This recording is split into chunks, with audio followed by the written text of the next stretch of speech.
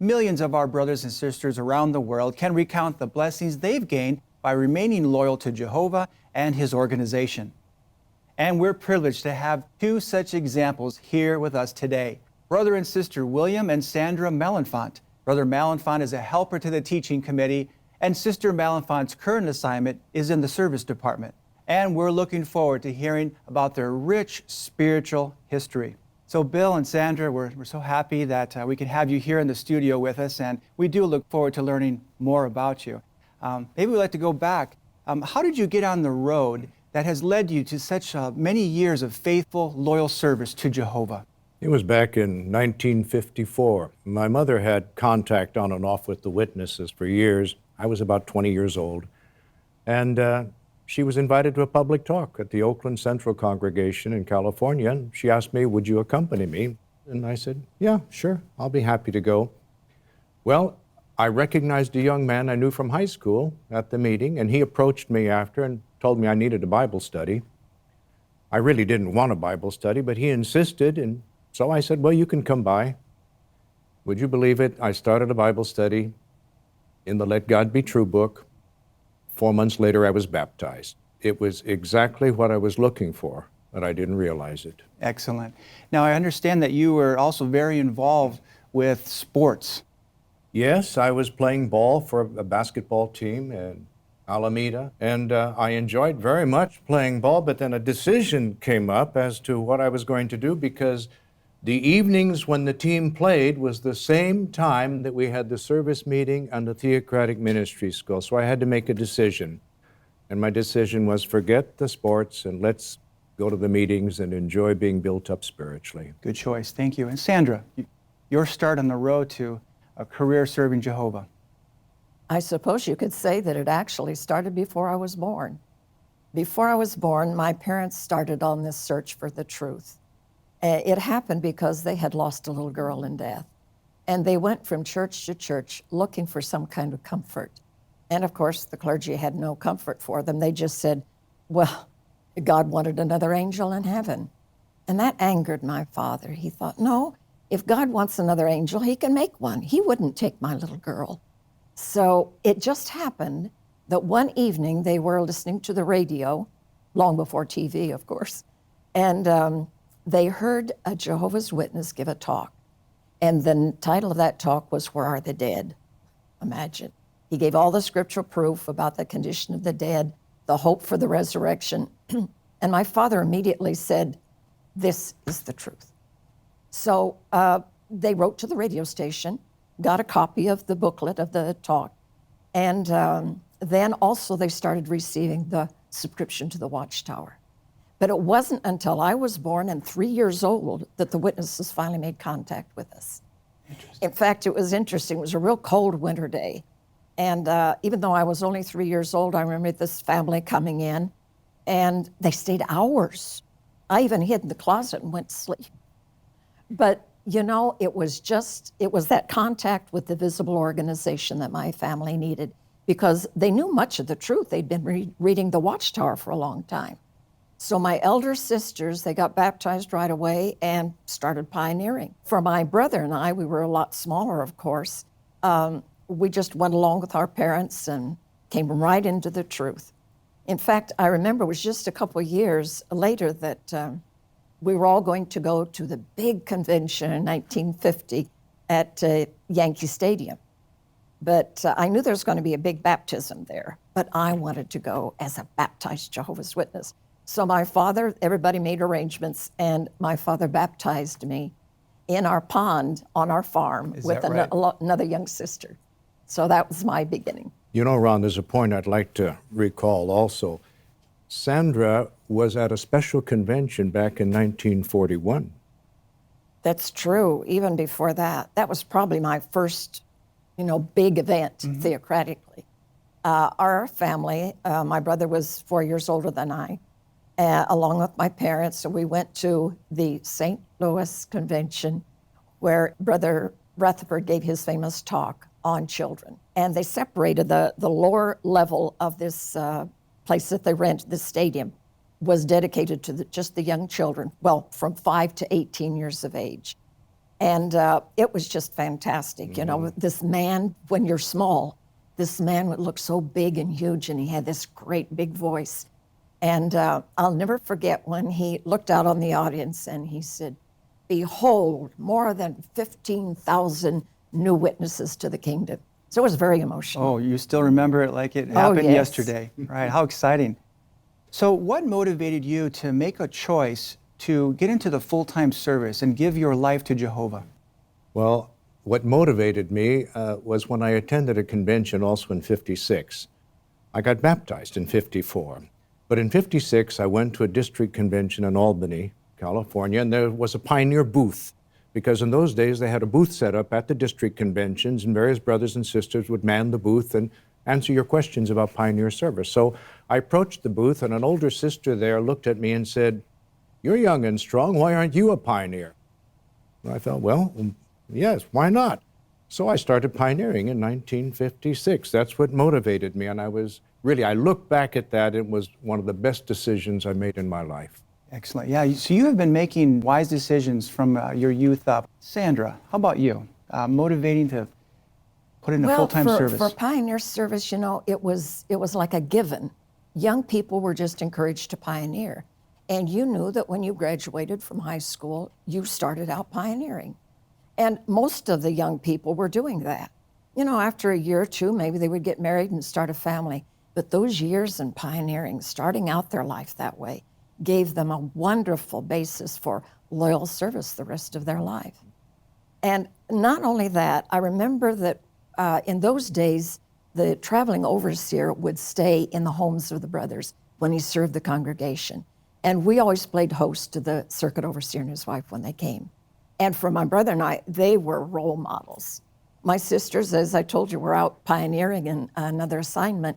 But for us, these brothers were so full of zeal, and they were like heroes to us. In particular, I remember when I was, I think, about 12 years old, this couple came around on the circuit, Percy and Ilma Islab. They were all from Australia, and of course, we loved their accent too. And they had just graduated from Gilead, and they were assigned to Japan. But they had to wait a number of months to get their visa. They served in our congregation.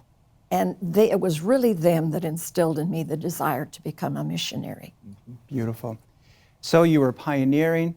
How did your paths eventually meet? It was at a circuit assembly in Oakland, California, 1956. Very interesting things took place. I had the job of dismantling the stage. I had not yet met Sandra. She was out visiting her sister who lived in the same area where I was. And I was carrying this large piece of plywood off the stage, and I ran right into Sandra and knocked her flat. Well, I took advantage of the opportunity. I thought, well, that's not the best way to introduce yourself, but I said, by the way, would you like to accompany me to a get-together some of the friends are having? And she accepted.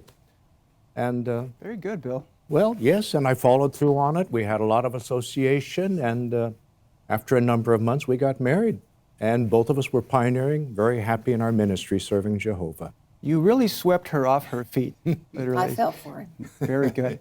So shortly after you were married, I understand you received some direction. Yes, the circuit overseer visited our congregation. We were only married about a month, I think when he so. came through. And he told us that the organization was looking for pioneers who'd be willing to serve as special pioneers and go wherever where the need was great, in the United States particularly. So we told him, sure, we'd be delighted to do it. And 4 months after our marriage, we received an assignment as special pioneers to Decorah, Iowa. Now, that was a very interesting place because there were only 8 publishers in the congregation.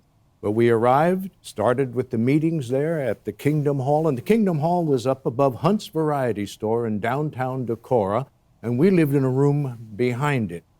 Well, sometimes, especially during the winter time, because it could be very cold, there'd be no one at the meeting. After all, there were only 8 publishers. But I was insisting that, no, I'm going to give my public talk, whether anyone's here or not. So I tell Sandra, you sit there and I give my public talk, a 1-hour talk, and then I'd conduct the Watchtower study and have her answer every question. Well, you know, you're on your own like that. not a lot of brothers around, so you look for encouragement and company. And we would travel down to Strawberry Point, Iowa, to where Charles and Shirley Sonetko lived in a log cabin, one-room log cabin, and we'd go visit with them in order to have some mutual encouragement. And because they were special pioneering also. Okay. Well, you were both special. It's a nice picture of you in that log cabin, too, as you were special pioneering. So you're busy in that work. What special invitation did you receive? Well, we received the invitation to attend Gilead, the 34th class of Gilead School, and that was a wonderful thing. After 2.5 years of pioneering, special pioneering in Iowa, our instructors were Albert Schroeder, Maxwell Friend, Bob Porter, and Jack Redford. And we had a delightful time at Gilead, as you can imagine, and we were assigned to Lebanon, but we were unable to enter Lebanon because we couldn't get the visa. So then the organization asked us, well, will you take an assignment to Morocco? We were ready to go anywhere. We were pioneering with the Canarsie congregation, just waiting to go out into the field. So that's how we took a boat from New York City, 5 days across the Atlantic to Casablanca. Oh, very nice. Well, what was it like to be in the missionary service in Morocco? It was very interesting. We really enjoyed it. But we only spoke English. So in Morocco, we had to learn French. And the first month of our missionary service in Morocco was for 30 days. You studied the language 11 hours a day. Well, that could get pretty tiring for 11 hours a day. So we'd go to the French movies and count that as language time. And then we were moved to Tangier, and there was a Spanish congregation in Tangier, and so we had to learn the Spanish language too. But that was really a rich blessing for the two of us, to be exposed to that culture and to have that privilege of serving there. But you know what I really enjoyed? We had a variety of people we preached to.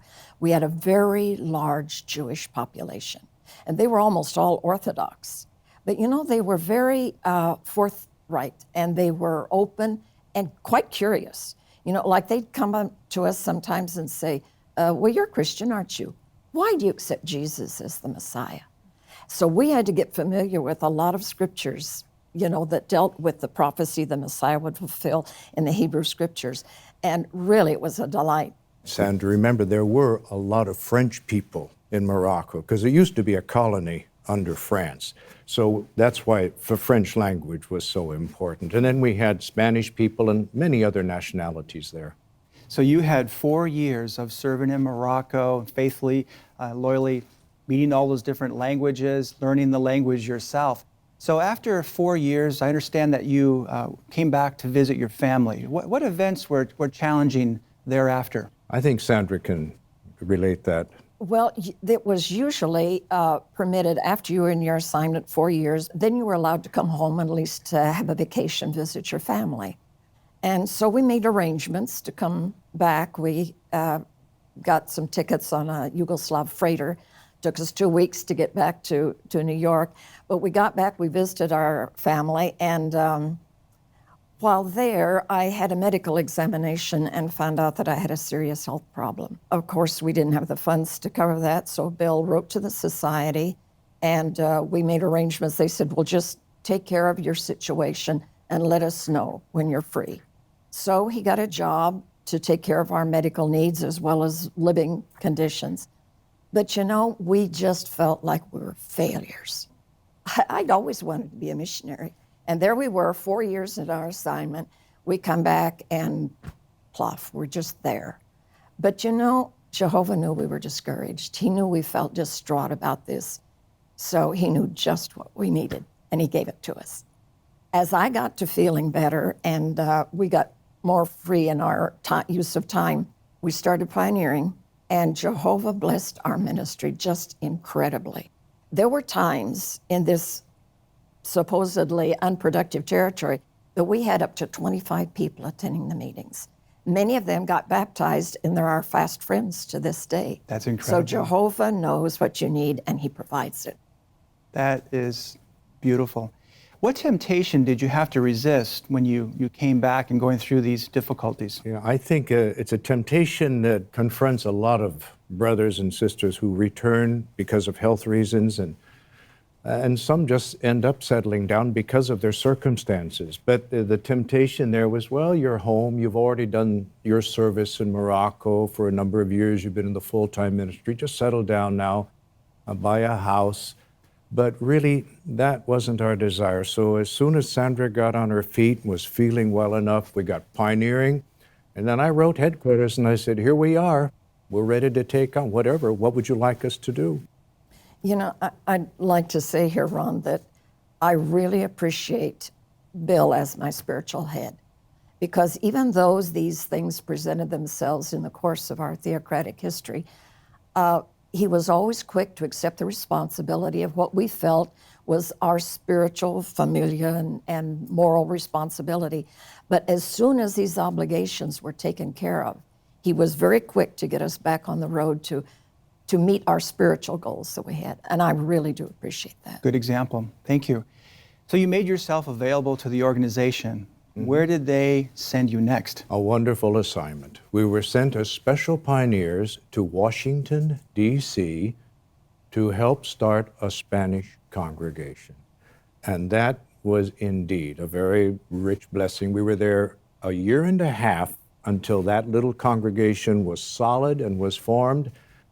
And then we received another blessing. We were appointed to the circuit work. So I had the Spanish circuit in Florida from Key West to Orlando, one circuit in the whole state.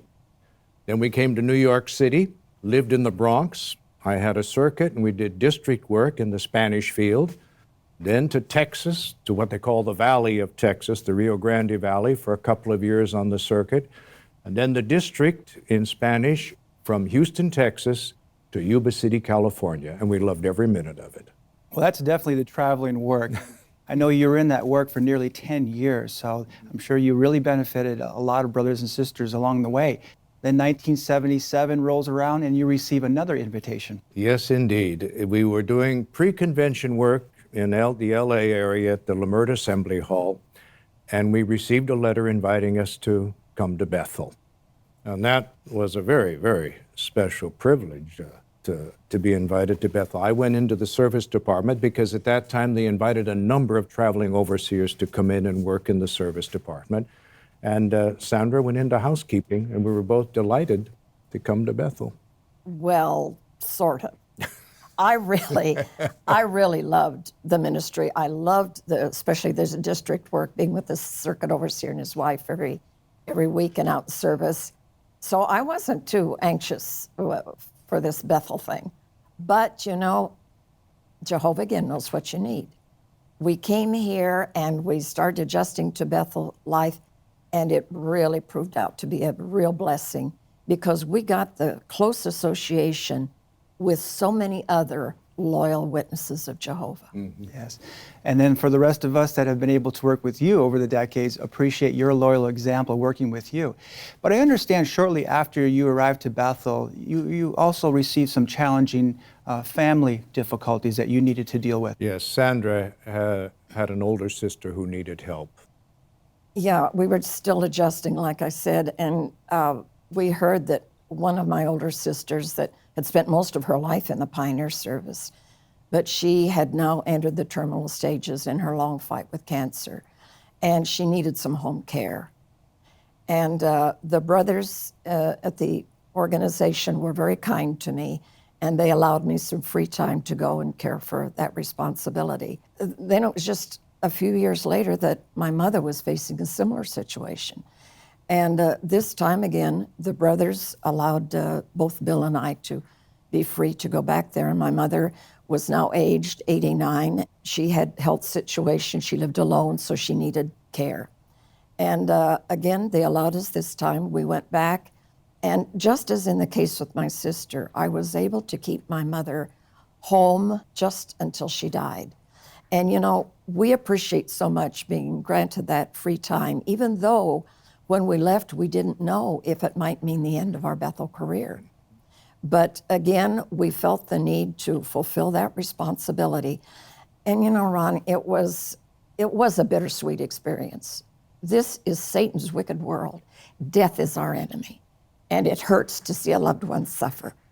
But you know, there's the sweet side of it too, because we had shared some wonderful moments together with my family and shared experiences, and we felt good that we had been able to help these people that had been mentors for us. Yes.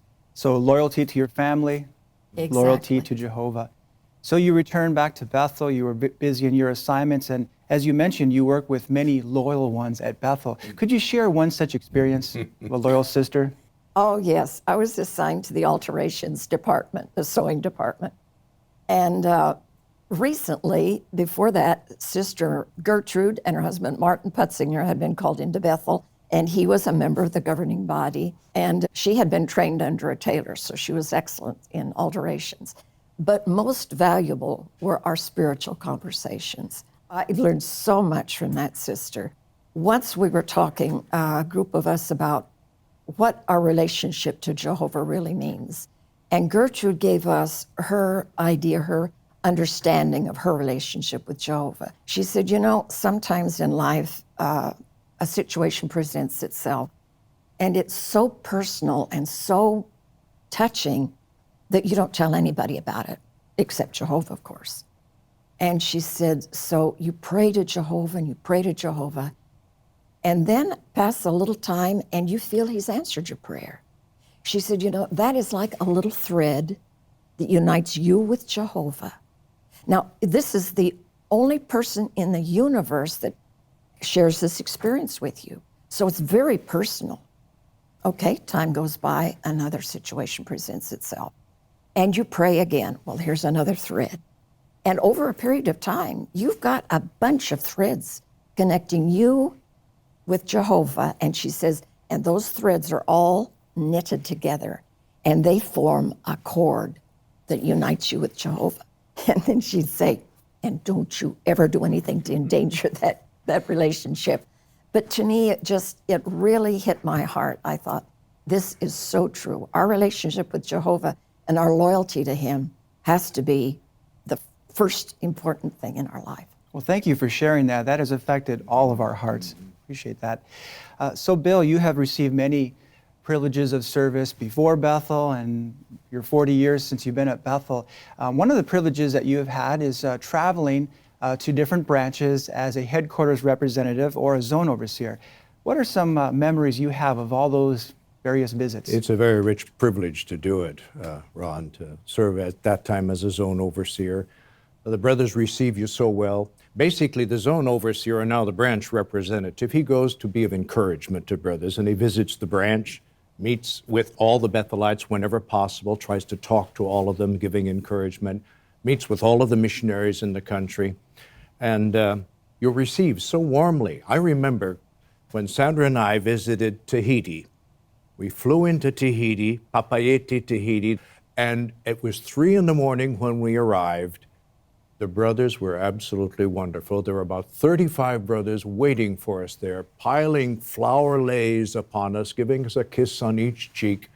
But the warmth of the brothers and the joy of being with the Bethel family was Well, the one something. sister didn't find any room left on your cheeks. No, Remember, so she I got kissed a kiss on the top of the head. But the joy of the brothers was just wonderful. And we've had the great privilege of visiting a number of branches. And I understand that you traveled to Bolivia and you had a nice experience in Bolivia. I just loved this work because I got to play missionary when I was out there. And of course, my heart was always in the missionary field. But I remember when we went to Bolivia, since it was a smaller branch, I was allowed to go out and work in the service with the missionaries. And they came and they picked me up at 8 o'clock in the morning and they said, we're going to take you out to a Mennonite colony. And so I left at 8 and I didn't get back till 11 o'clock at night. And I was a little bit disturbed about that hour, that late, her getting back. Well, you see, it's a Mennonite community. They don't have electricity, and we didn't have cell phones at that time. So he had no idea what was happening to me. But we studied all day with this family. And eventually, by the way, they all came into the truth. And their experience came out in 2005, September 1st issue of the Watchtower, about this family of Mennonites that came into the truth. And now the work is spreading like wildfire among the Mennonites. But anyway, toward the end of the day, it was getting near dusk, and the missionary, just to tease me, he says to the family, well, it's time to milk the cows now. So bring up the meanest one you've got and ask Sandra to milk her. So, of course, he didn't know I was raised on a farm.